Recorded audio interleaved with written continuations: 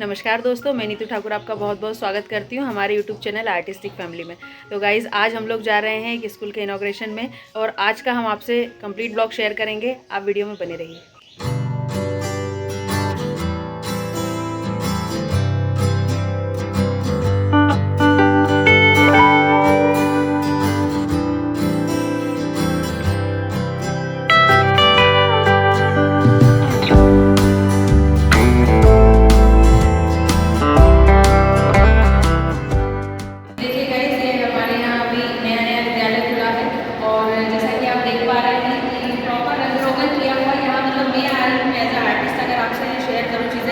तो यहाँ एंटर होते ही मेरी फीलिंग बहुत अच्छी है। तो सोचिए आप बच्चों को कितना अच्छा लगेगा। यहाँ पर बच्चे जब कार्टून्स पसंद करते हैं लगभग वो सारे यहाँ पर देखिए चित्र में अंकित किए गए हैं, छोटा भी बनाया गया है। और एज अ पेंटिंग की अगर मैं क्वालिटी की बात करूँ तो यहाँ जो वॉल पेंटिंग है वो किसी और विद्यालय में इतनी उम्दा नहीं है। बहुत अच्छा क्वालिटी का काम किया हुआ है और बहुत अच्छा एटमॉस्फेयर यहाँ पर बच्चों को दिया हुआ है। देखिए आप यहाँ पर बनाया गया है और एक्टिविटी के लिए यहाँ पर ये बच्चों को चोट ना लगे उसके लिए देखिए ये मैट बिछाया गया है। इसके अलावा ये सिटिंग एलिमेंट मुझे बहुत अच्छा लगा।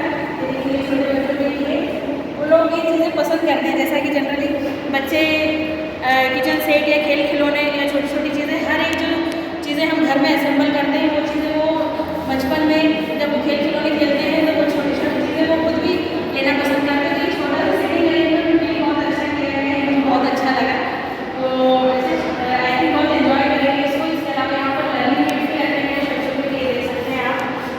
देखिए जैसे कि इनका मोटिव है मेन कि बच्चों को खेल खेल में सिखाना है और किताबों से दूर रख करके खेल खेल में जो बच्चे सीखते हैं, एटमॉस्फेयर से जो बच्चे चीज़ें सीखते हैं, तो वो एक पूरा माहौल यहाँ पर दिया जा रहा है। ये देखिए आप, काफ़ी सारे टॉयज़ रखे हैं बच्चों को सिखाने के लिए।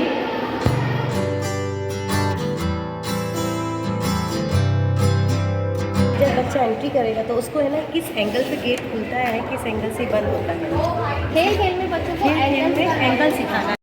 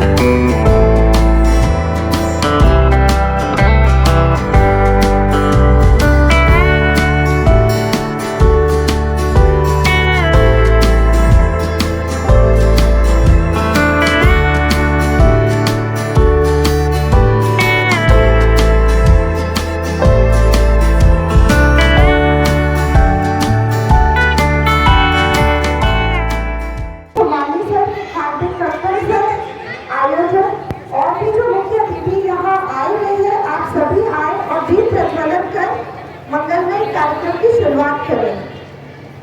प्रिया बहन जी बिल्कुल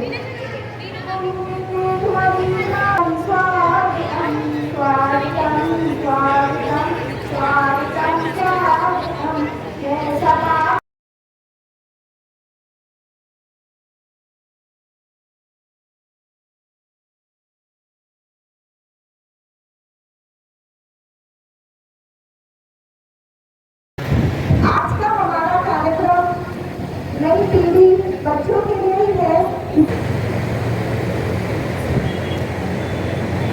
कभी ना कभी आपको भी सर के साथ वर्चुअल का मौका मिला होगा। स्टोरी चला रही है जो इसी कॉन्सेप्ट में स्टोरी कॉन्सेप्ट में स्कूल है। तो हम बहुत बहुत स्वागत करते हैं, हार्दिक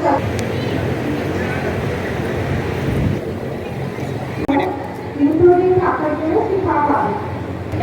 तो कहने कि आप आए और आपने आज कार्यक्रम की शोभा बढ़ाई।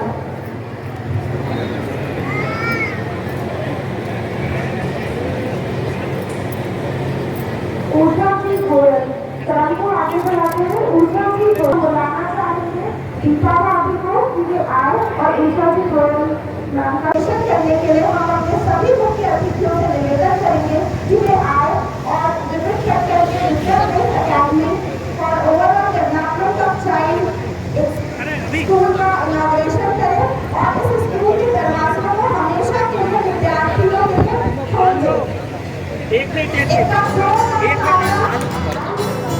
भारतीय जीवन आधार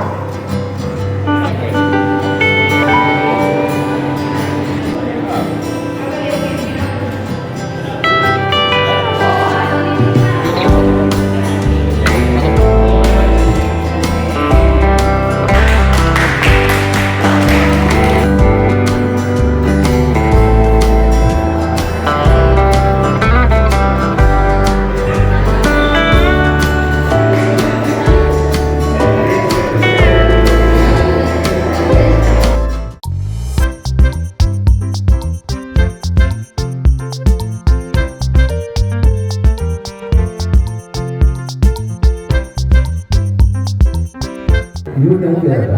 बच्चों के फूड हैबिट पर भी ध्यान विद्यालय शिक्षा में दिया जाएगा, जिसमें ऋतु आहार, खान पान क्या होना चाहिए बच्चों का, उस पर विशेष ध्यान होगा। पारंपरिक स्कूल में इस बातों पर बहुत कम ध्यान दिया जाता है या नहीं ध्यान दिया जाता है। माता पिता की सहभागिता विद्यालय शिक्षा में उनका एक्टिव रोल रहेगा। वे समय समय पर आकर कार्यशालाएं करेंगे और बच्चों के साथ संवाद करेंगे, जबकि इस प्रकार का पारंपरिक स्कूलों में कंसेप्ट नहीं होता। माता पिता सिर्फ पीटीएम तक सीमित होते हैं या जब वो बच्चे का रिजल्ट लेने जाते हैं वहीं तक वो अपने स्कूल में आके बात कर सकते हैं, जबकि यहाँ पर उनका एक्टिव पार्टिसिपेशन होगा। आए हमें डिटेल डिस्क्रिप्शन देने की इस प्रकार की लर्निंग आज क्यों जरूरी है। So just a small correction. It's not Maharashtra's first green school. There are a few green schools in Maharashtra. It's Eastern Maharashtra's first green school.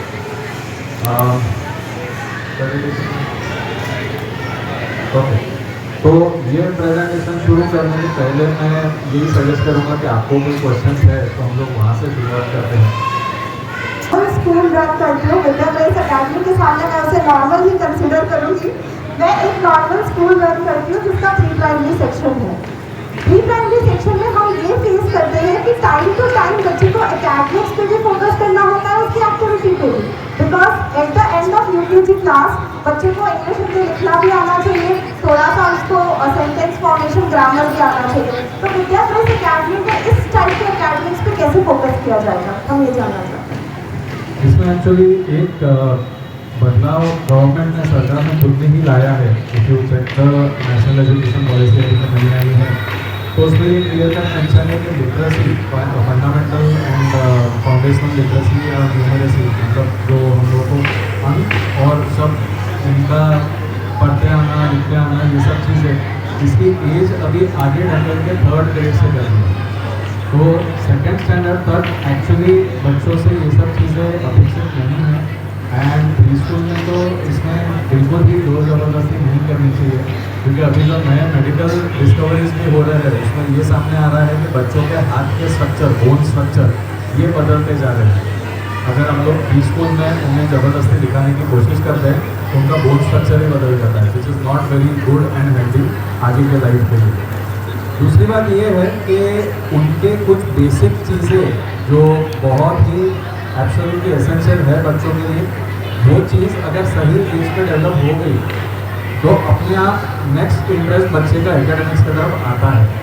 मगर पहले वो चीज़ें कर लेनी ज़रूरी है जैसे नॉर्मली हम लोग को 0 to 5 years, 0 to 6 years लगते हैं। यहाँ इसके बड़े भाई हैं और उसकी बहन है, उनको हमने सरस्वती शिशु मंदिर में डाला था शुरुआत में। और सरस्वती शिशु मंदिर में एक चीज़ बहुत मतलब इम्पॉर्टेंट सिखाई जाती थी कि आप अपने माता पिता का सम्मान करें, माता पिता के सबसे पहले उठते से चरण छुएं, वो आपके प्रथम गुरु हैं। ये क्या ये एक्टिविटी यहाँ पे कराई जाएगी, ऐसा इसके लिए बता। दूसरा कि एक चीज जनरल देखने में आ रही है, पूरे भारतवर्ष के अंदर क्या पूरे वर्ल्ड के अंदर देखने में आ रही है। आजकल माताएं क्या करती हैं कि बच्चा खाना नहीं खा रहा तो बच्चे को सामने मोबाइल रख देते, ले बेटा मोबाइल देख और खा। और एक मैंने मतलब प्रवचन में सुना था महाराज के कि बच्चे को जो ये मोबाइल देख के खिलाते हैं तो बच्चे को यही ध्यान में नहीं आता है कि मैं मीठा खा रहा हूँ, खट्टा खा रहा हूँ, चरखरा खा रहा हूँ, क्या खा रहा हूँ, वो तो कितना खा रहा हूँ, वो तो उसके मुंह में दिया और वो उसने नीचे उतार लिया। तो हम बच्चों को एक मैंने मतलब मेरे घर पे प्रयोग किया था अभी कि हम उसको जब मोबाइल से हटाने के लिए कोई चीज़ प्रोवाइड करेंगे तब वो मोबाइल की हैबिट से हटेगा। इसके लिए मैंने मेरे घर पे बच्चों को किया था, मतलब बड़े बड़े बच्चे हैं जैसे मेरे पोते पोती, उनको मैंने कहा कि भैया जब तुम ये मोबाइल के लिए छोड़ो यार, तुम्हें क्या करें, मैंने कहीं लूडो खेलो, कैरम खेलो। और उससे बड़े मतलब हमारे जो आचार्य विद्यासागर महाराज जी जिनको हम अपना मतलब जो वो आइडियल मान रहे हैं, वो चेस के बहुत अच्छे निष्णात खिलाड़ी थे। तो आप चेस खेलना सिखाओ अपने बच्चों को, जब वो एक बार चेस के ऊपर बैठेगा एक सीटिंग के ऊपर तो वो कम से कम उसका 2 घंटे लगेगा, अच्छा खेलेगा और वो मतलब बहुत अच्छा खिलाड़ी बनेगा और उसका मोबाइल से ध्यान हटेगा। तो मोबाइल से ध्यान हटाने के लिए हम हमारे स्कूल के अंदर क्या एक्टिविटी करेंगे, इसके लिए इसके ऊपर भी आप अगर थोड़ा प्रकाश डालेंगे तो बहुत महत्वपूर्ण चीज़ है आज के दिन में। कि तीसरा एक मेरा ये मानना है कि जैसे ये जो बच्चों को हमारे चौहानी साहब ने बताया था कि 5 वर्ष की उम्र तक उसका दिमाग डेवलप होता है, तो मैं ये मानता हूँ कि ये 5 वर्ष की उम्र में ये मतलब जो बच्चा है वो एक बीज के रूप में है और स्कूल जो है वो धरती के रूप में है। बीज को डालेंगे हम धरती में और जैसा खाद पानी देंगे वो वैसा बीज डेवलप होगा। आजकल ये देखने में आता है कि हमारे जो बच्चे हैं वो स्कूल में शिक्षा प्राप्त करने जाते हैं पर अपने शिक्षक का सम्मान करना नहीं जानते। मैं आपको एक चीज़ बता दूं कि मेरा अगर कोई प्राइमरी का शिक्षक मुझे आज भी मिल जाता है तो मैं उसके चरण छूता हूँ, वहीं पे जहाँ मिलेगा मैं तो उसके चरण छूँगा। इंजीनियरिंग का अगर मेरा प्रोफेसर मुझे मिल जाएगा तो मैं उसके जो है वो चरण नहीं छूँगा क्योंकि उसने मेरे को आज इंसान बनाया है। तो ये चीज़ भी हमें हमारे बच्चों के संस्कार के अंदर डालनी पड़ेगी कि हमारे गुरुओं का सम्मान करें।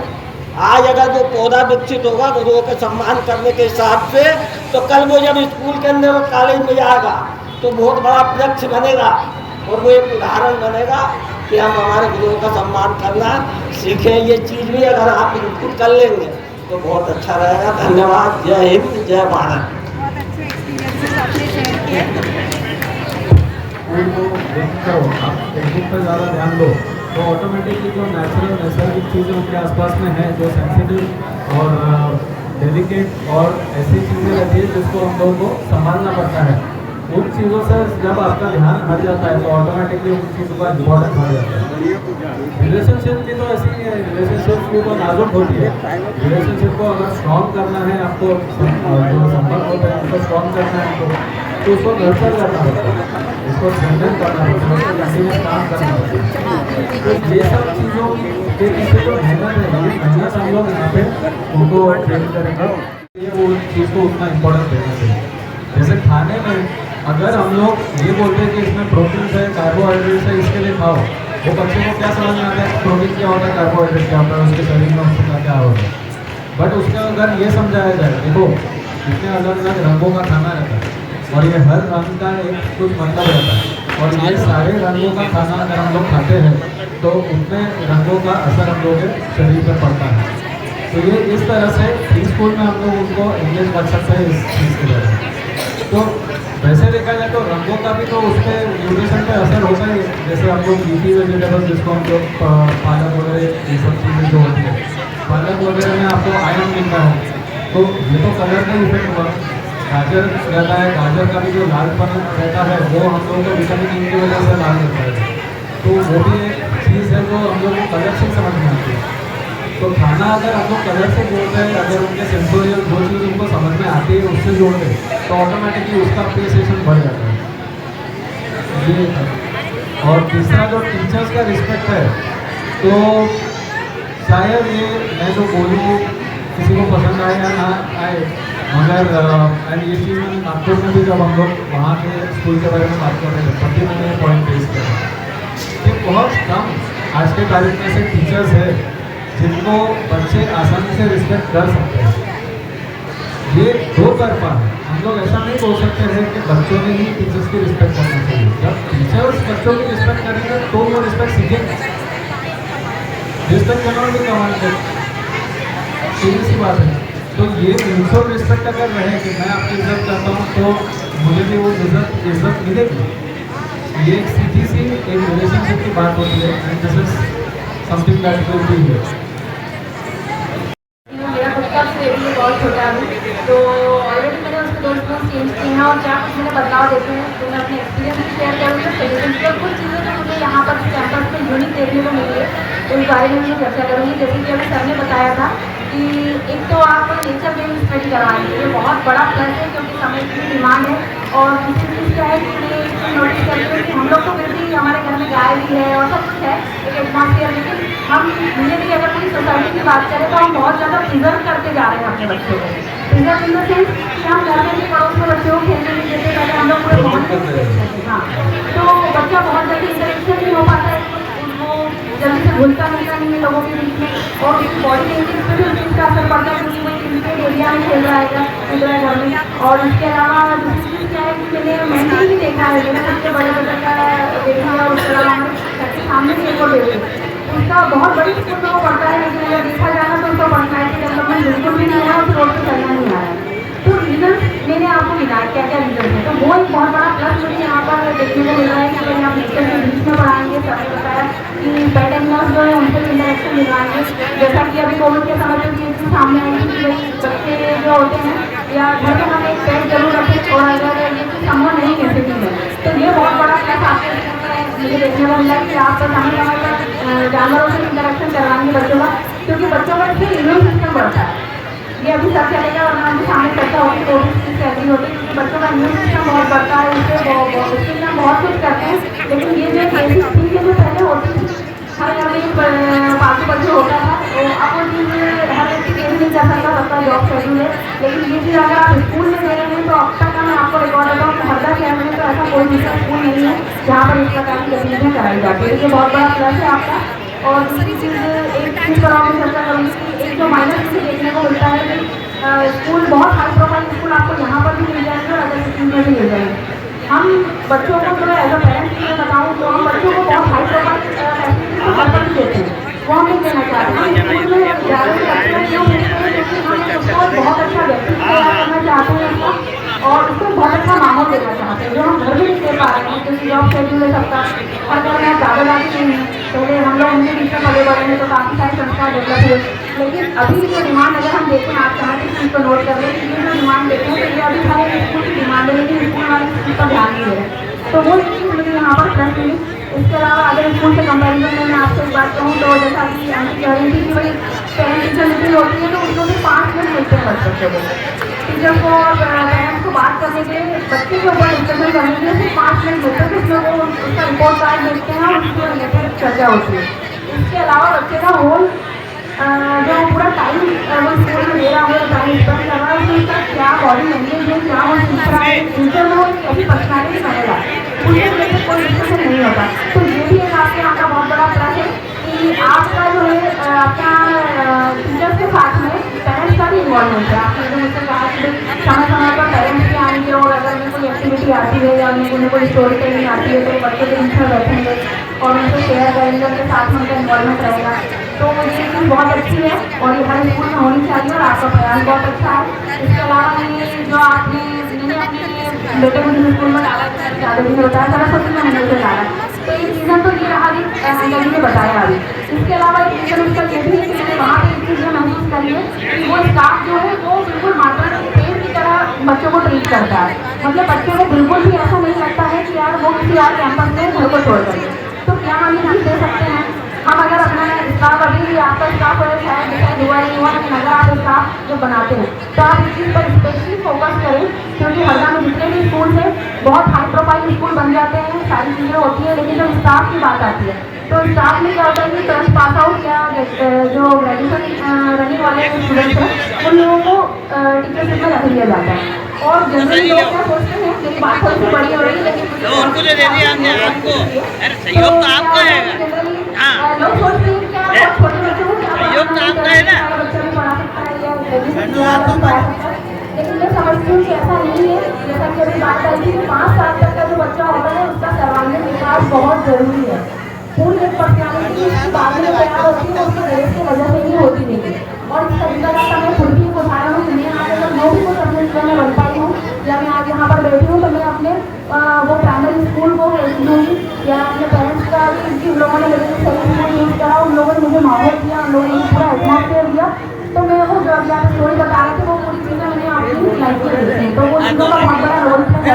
तो आप दूसरा चीज़ें फोकस करें। और इसके अलावा मैं आपको बहुत बहुत बधाई दूँगी, क्योंकि बहुत अच्छा आपका गोल है और बहुत अच्छा कंसेप्ट आपने डिजाइन किया हुआ है। अगर देखा जाए तो हरदा में हजारों स्कूलों में इसकी डिमांड है और ये चीज़ बहुत अच्छे स्तर पर चलेगी। और वैसे ही जितने भी बच्चे होते हैं वो अपने पेरेंट्स के डायमंड्स तो होते ही हैं, लेकिन मैं चाहूँगी कि अगर आपके विद्यालय में बच्चे आते हैं तो आप उन्हें कोहिनूर की तरह तराशें, और ताकि वो बच्चे दुनिया भर में नाम रोशन करें यहाँ का और लोग ढूंढते हुए आए। इनफैक्ट मुझसे लोग पूछे कि भाई आप जिस प्रोग्राम में गए थे वो स्कूल कहाँ, हमें भी अपने बच्चे का एडमिशन दिलाएं।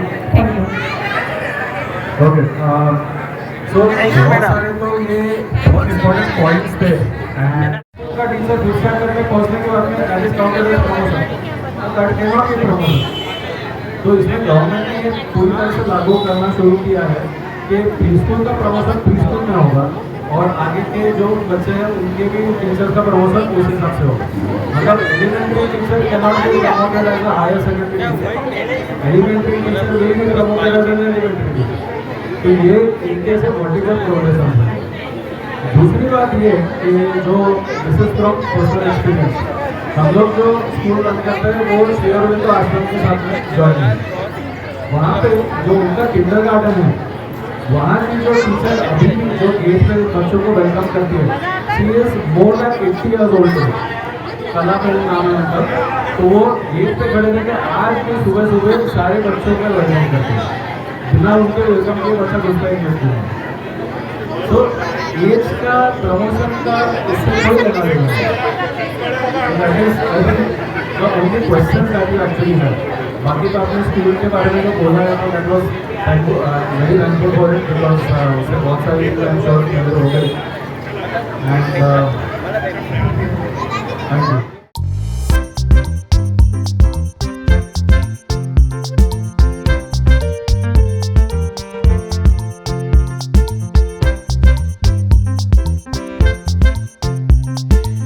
आपको आज का ब्लॉग कैसा लगा हमें कमेंट करके ज़रूर बताएं, और अगर आपने हमारे चैनल को अभी तक सब्सक्राइब नहीं किया है तो अभी सब्सक्राइब करें और बेल आइकन याद से दबा दें, ताकि आपको हमारे अपकमिंग सारे वीडियोस के नोटिफिकेशन मिलते रहें और आप यूँ ही हमारे डेली ब्लॉग्स एंजॉय करते रहें। तो मिलते हैं गाइस नेक्स्ट ब्लॉग में, बाय बाय।